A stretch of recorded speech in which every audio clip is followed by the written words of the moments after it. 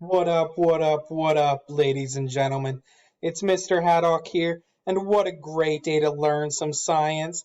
Today we're going to cover just a few of the cell organelles found in eukaryotic cells. Some of these can also be found in prokaryotic cells, but we are going to be focusing strictly on eukaryotic cells.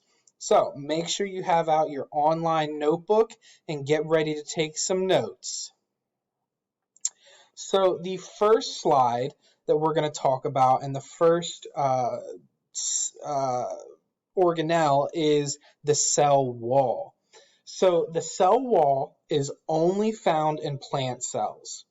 It is the outermost layer of the plant cell. And what it does is it provides structure for the plant cell. It is made up of cellulose, which is a polymer. It's a natural polymer, which basically means that it's made up of smaller molecules in a chain, repeating chain, and those smaller molecules are sugars. Interesting fact, humans cannot digest cellulose, but it is still important in our diets as fiber. The location of the cell wall is around the outside of the cell membrane, which we will get to next. Really, its main purpose is to provide support for the cell and protection from outside elements.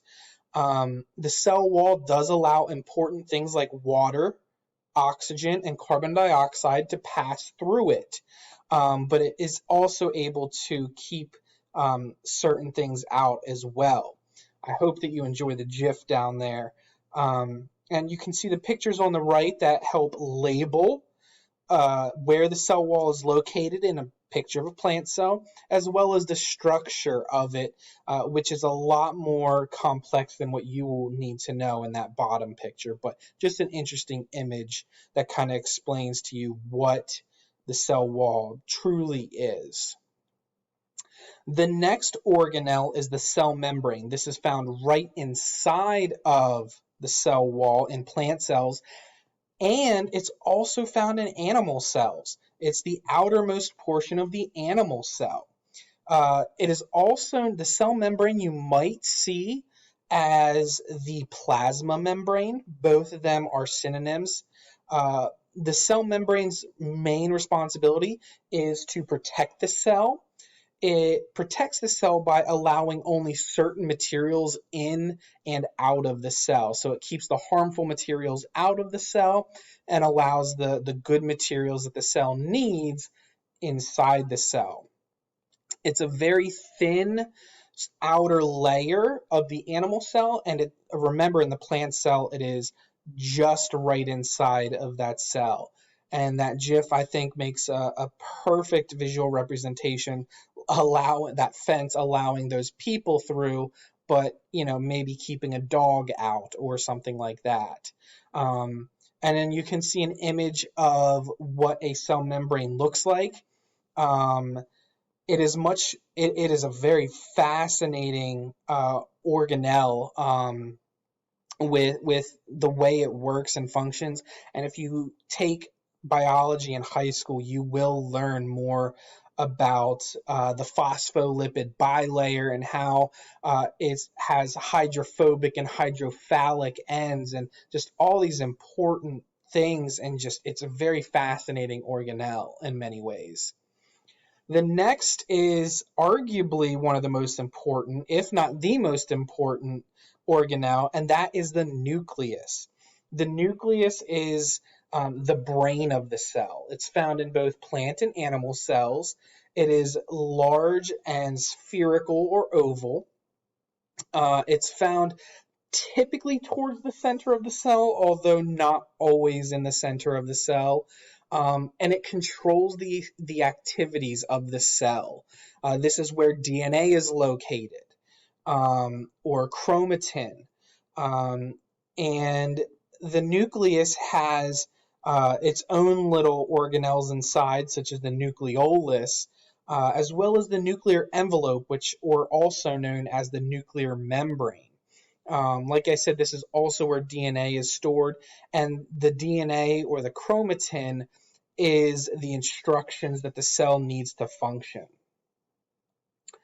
The next one we're going to cover is the nucleus components.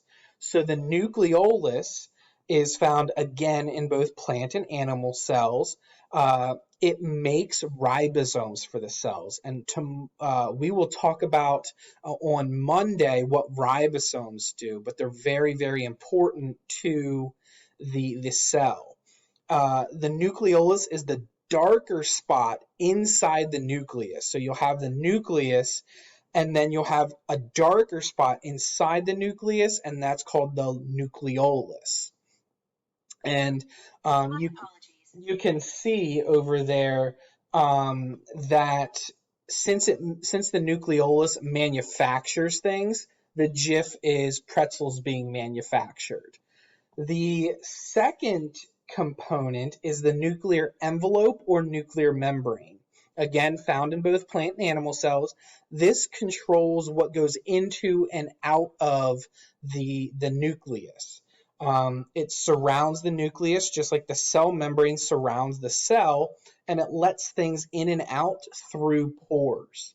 And so just like doors let only certain things in, that GIF shows a gentleman walking through doors in a very extravagant way. And then the last component of the nucleus is chromatin or chromosomes. We will talk about the difference between chromatin and chromosomes a little bit later in our genetics unit, but just so that you know, we are going to use them as synonyms right now. But they're both found in plant and animal cells. The chromatin and chromosomes are the genetic material. They contain the genetic information. They are DNA. Okay. It is found inside the nucleus, kind of scattered about. And it is the information, the instruction manual that the cell uses to survive. The next organelle is cytoplasm. Okay, this is found in both plant and animal cells. Sorry, I did not highlight in yellow plant and animal cells there. This is the thick, clear jelly fluid that kind of holds the organelles together, keeps them in place from moving around too much. This cytoplasm fills the entire cell. Okay. I think that GIF of Jello is just a perfect visual representation. And you can see the two pictures of labeling the cytoplasm, and it's the fluid that fills the cell.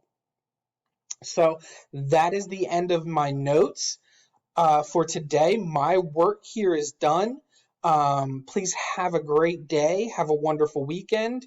And I will see you on Monday.